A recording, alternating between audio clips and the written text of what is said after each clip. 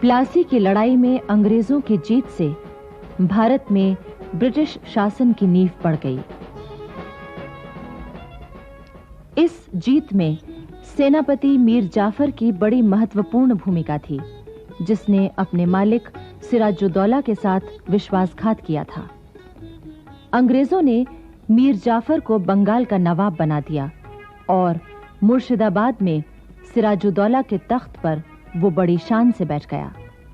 इसके बदले मीर जाफर ने कंपनी को 24 परगने की जागीरदारी सौंप दी। लेकिन मीर जाफर अपनी गद्दी पर एक दिन भी चैन से न बैठ सका। वो एक कमजोर, अयोग्य और नासमझ शासक सिद्ध हुआ। वो अंग्रेजों के हाथों की कठपुतली बनकर रह गया। क्लाइव की इच्छा के खिलाफ वो कोई काम नहीं कर सकता था। अंग्रेजों की बढ़ती हुई जातियों से तंग आकर मीर जाफर ने अपने नौजवान दामाद मीर कासिम को कलकत्ते भेजा, ताकि वो अंग्रेजों से बातचीत करे और उनका दबाव कुछ कम हो जाए। लेकिन अंग्रेजों ने नई चाल चली और मीर कासिम को अपनी ओर मिला लिया। ये तय किया गया कि मीर कासिम को वजीर बनाकर उसे तमाम अधिकार दे दिए जाएं और मीर जाफर को खर्च के लिए कुछ रकम बतौर पेंशन दे दी जाए।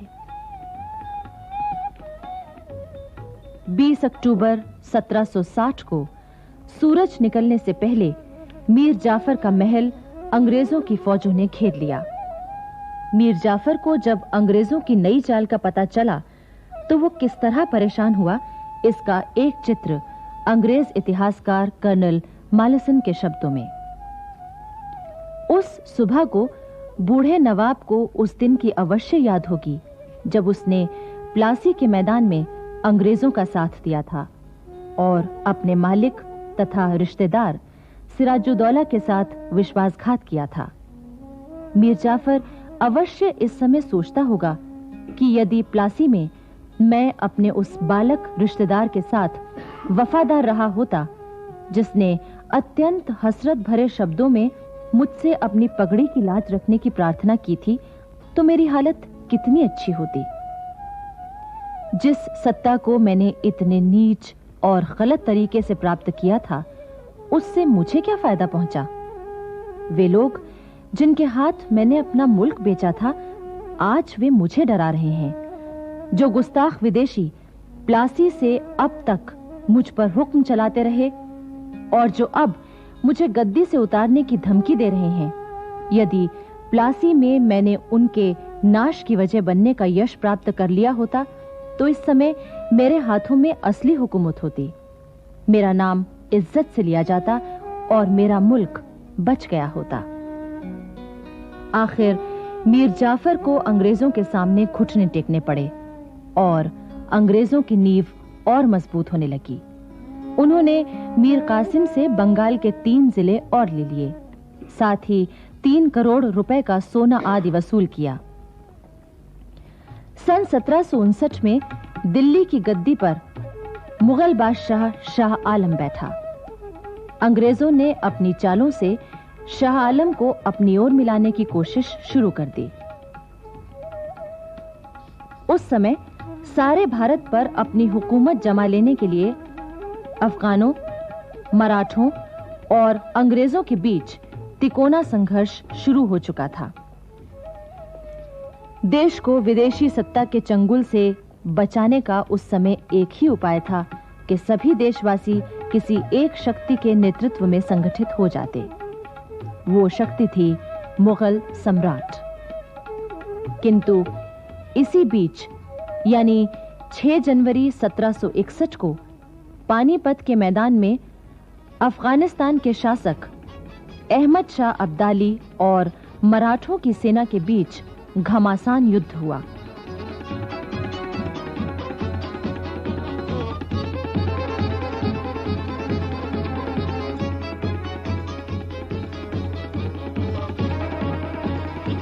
मराठे तो हार गए, पर अब्दाली को भी जीत के बावजूद काफी नुकसान उठाना पड़ा।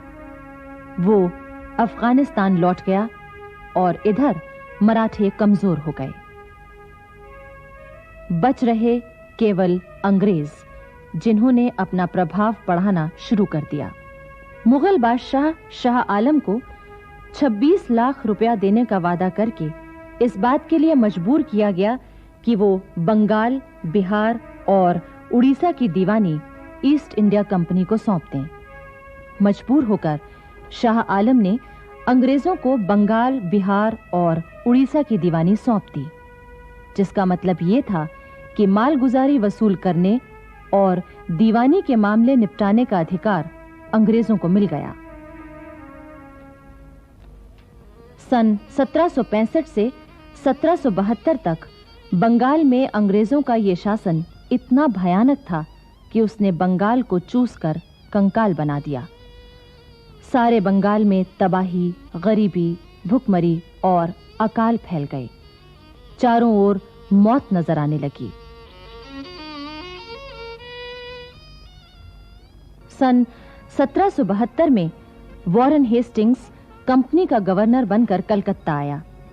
इतिहासकार कहते हैं कि क्लाइव ने देश में अंग्रेजी राज की जो बुनियाद रखी थी, वॉरेन हेस्टिंग्स ने उसे और भी पक्का किया। उसके सामने एक ही बात थी, चाहे ईमानदारी से हो या बेईमानी से, जैसे भी हो, जल्दी से जल्दी भारत की अधिक से अधिक दौलत को इंग्लैंड भेज दिया जाए। अब आइए महाराष्ट्र की ओर चलें।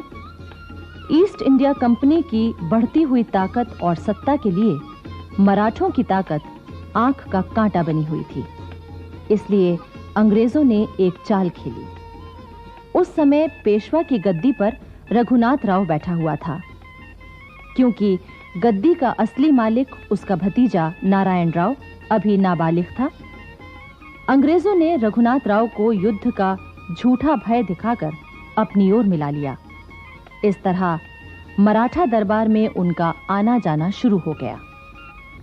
किंतु पेशवा के दरबार में उन दिनों एक बहुत दूरदर्शी और चतुर व्यक्ति मौजूद था, जो अंग्रेजों की सारी चालों को समझ रहा था। वो व्यक्ति था नाना फडणवीस। वो समझ रहा था कि राघोबा मराठा साम्राज्य की नींव कमजोर कर रहा है, पर राघोबा ने उसकी बात नहीं मानी। 30 अगस्त 1773 को राघोबा ने पेशवा नारायण राव की हत्या करवा दी। इस साजिश में अंग्रेजों का पूरा हाथ था। राघोबा अंग्रेजों की हाथ की कठपुतली बन चुका था। नाना फडणवीस ने मराठा राज्य को अंग्रेजों के चंगुल से बचाने की भरसक कोशिश की। इतिहासकार कहते हैं कि नाना फडणवीस ने कर्नाटक के वीर हैदर अली से मिलकर जिस तरह अंग्रेजों की चालों को नाकाम करने की कोशिश की थी, उसमें अगर उसे सफलता मिल जाती तो उस समय देश से विदेशी सत्ता का अंत हो गया होता। किंतु अपने ही लोगों ने उसे धोखा दिया। कर्नाटक के दो वीरों की कहानी भारतीय स्वतंत्रता संग्राम के इतिहास में बड़े सम्मान से लिखी गई है।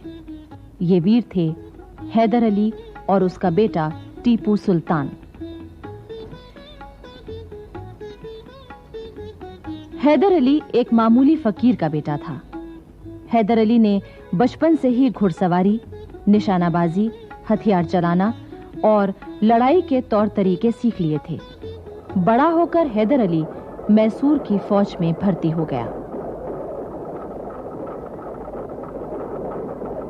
हैदर अली की वीरता और साहस ने कुछ ही समय में उसे मैसूर का प्रधान सेनापति बना दिया।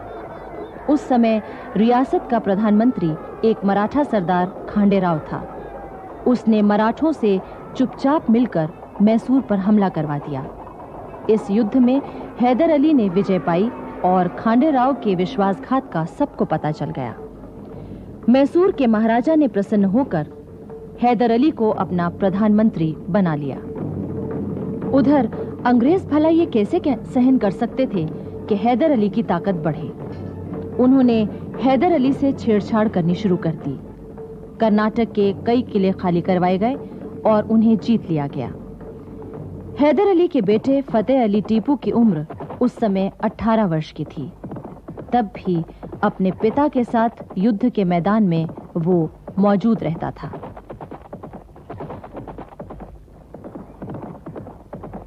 कर्नाटक को अंग्रेजों से खाली कराने और उस पर अधिकार करने के बाद हैदर अली ने टीपू को 5000 सैनिकों के साथ मद्रास की ओर भेजा, जहां अंग्रेजों का जमाव था।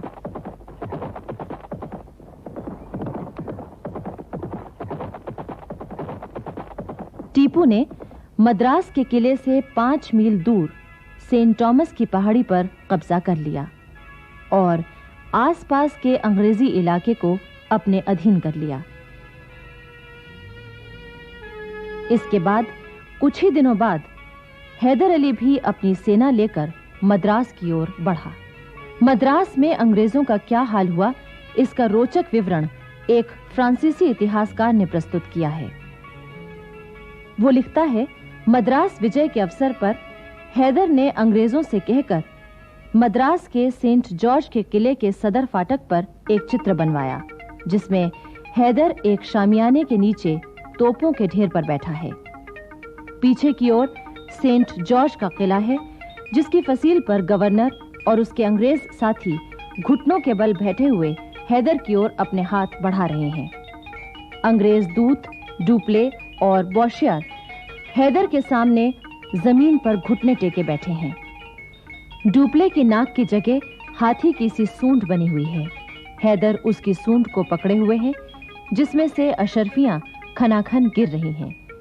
दूसरी ओर पराजित अंग्रेज सेनापति जनरल स्मिथ संधि पत्र हाथ में लिए हुए अपने हाथ से अपनी तलवार के 2 टुकड़े कर रहा है।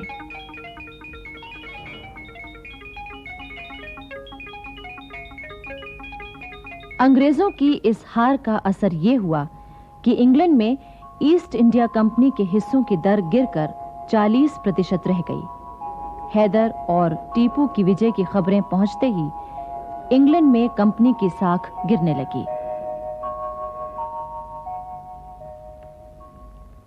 इसके बाद हैदर अली ने नाना फडणवीस के साथ मिलकर जिस तरह अंग्रेजों को मात दी थी, उससे अंग्रेज घबरा उठे थे। लेकिन 6 दिसंबर 1782 की रात को हैदर अली की अचानक मृत्यु हो गई, जिससे नाना फडणवीस की सारी आशाएं चूर-चूर हो गईं। जबकि अंग्रेजों के लिए हैदर अली की मृत्यु वरदान साबित हुई।